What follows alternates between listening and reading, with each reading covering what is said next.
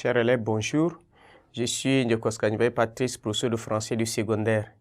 Bienvenue à la suite de notre cours sur les figures de style. Et pendant cette séquence, on va voir donc les figures d'opposition. Opposition, vous savez bien, c'est des figures qui marquent donc des contrastes à l'intérieur d'une expression donnée, puisqu'on parle là d'opposition.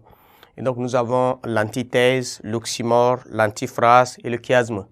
Voilà, c'est ces quatre figures-là qui marquent donc une opposition dans la phrase. Nous voyons l'antithèse. L'antithèse, comme son nom l'indique, nous avons thèse et son anti. Voilà, c'est ça, c'est-à-dire son contraire.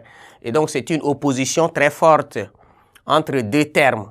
C'est une opposition très forte entre deux termes. Parce que c'est très fort, c'est pas des termes beaucoup plus souples, mais c'est fort. Par exemple, vous devez voir ici cet exemple. On dit qui aime bien, châtie bien.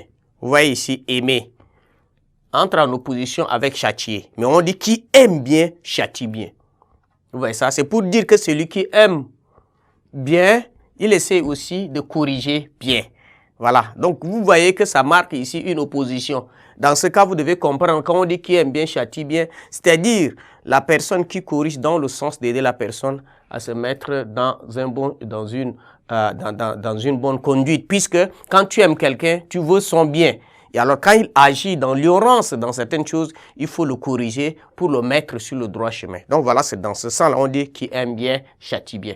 Et donc, c'est pour dire, ça c'est un terme qu'on utilise aux parents pour qu'ils prennent ça en considération, pour dire qu'il y a des parents qui pensent aimer beaucoup leurs enfants et qui leur épargnent toute correction. Et ils leur rendent mal. Vous devez voir beaucoup des enfants qu'on essaye de caresser, de cajoler, qui parviennent à ne pas être responsables au niveau de la société parce qu'ils pensent que c'est facile. Et ça, on leur fait du mal plutôt que les aimer. Et on dit qui aime bien. Si tu aimes ton enfant, tu ne peux pas l'épargner quand même de la chicotte, c'est ce qui a été dit. Et donc voilà, c'est la correction qui peut mettre la personne sur le droit chemin. C'est dans ce sens qu'on utilise cette expression. Donc c'est une antithèse. L'oxymore, c'est quoi? L'oxymore, ici, c'est des termes mis grammaticalement et qui s'opposent par leur sens. Donc on dit c'est l'union donc de deux mots contraires qui frappent l'imagination. Voilà, c'est ça. Ici, vous allez voir, quand on dit ici, un silence assourdissant. Vous voyez ça? Ça, c'est l'oxymore. C'est-à-dire deux termes contraires. Voilà, ici, on dit silence et assourdissant. Ce qui est adoucissant, c'est ce qui fait du bruit. Mais quand on dit un silence assourdissant, c'est pour dire que c'est un silence profond. On n'entend même pas un petit bruit. Ça, c'est Camus qui dit ça. Donc voilà, je suis face à un silence assourdissant. C'est là pour parler de silence seulement, mais il met adoucissant, donc c'est ce qui fait du bruit. On dit ici, elle se hâte avec lenteur. Hâte ici, c'est la précipitation. Mais on dit encore avec lenteur. Vous voyez ça? Il se hâte avec lenteur. Ou soit, quand on fait, moi je faisais école, notre vieux disait que, un vieux qui disait à son fils, mon fils va lentement pour qu'on arrive plus vite. Vous voyez, ça c'est l'oxymore. Quand on va lentement, on ne va pas arriver plus vite.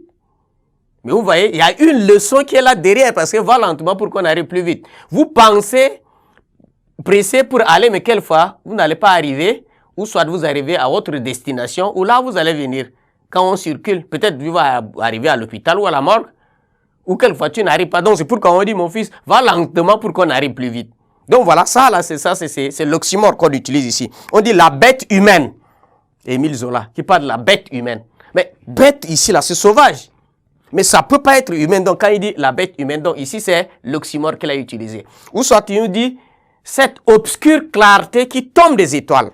Ça, c'est dans l'autre, ce qu'a dit Corneille. Cette obscure clarté. Voilà, vous voyez ça. Et quand on parle de l'antiphrase, l'antiphrase ici exprime une idée par son contraire, dans une intention ironique. On dit le contraire de ce qu'on pense. Par exemple, quelqu'un a raté le bac, tu le trouves, tu dis félicitations. Ça, c'est antiphrase. Ou soit quelqu'un a 0, en histoire, tu lui dis ah, bravo. Ça, c'est se moquer de lui. Ça, on dit c'est l'antiphrase. Ou soit quelqu'un dit, je suis dans de beaux draps. Hein? Je suis dans de beaux draps. Quand on dit dans de beaux draps ici, c'est un problème. Ça renvoie déjà à une difficulté, problème comme il le faut. Dans ce cas, on ne peut pas être dans le beau drap. Donc voilà, ça c'est l'antiphrase qu'on utilise. Le chiasme, c'est quoi? Le chiasme, c'est deux expressions, c'est suivre, mais la deuxième adopte l'ordre contraire. C'est-à-dire, on dit, il faut manger pour vivre et non vivre pour manger. Vous voyez ça? Ça, c'est le chiasme. Il faut manger pour vivre et non vivre pour manger, le chiasme. Et aussi on dit, le cœur a ses raisons que la raison ne connaît pas. Voilà ça, le cœur a ses raisons que la raison ne connaît pas. Donc voilà, c'est ce qu'on a dit, ça c'est le chiasme. Donc chers élèves, c'est ce que vous devez retenir à titre de figure d'opposition. Merci de votre attention.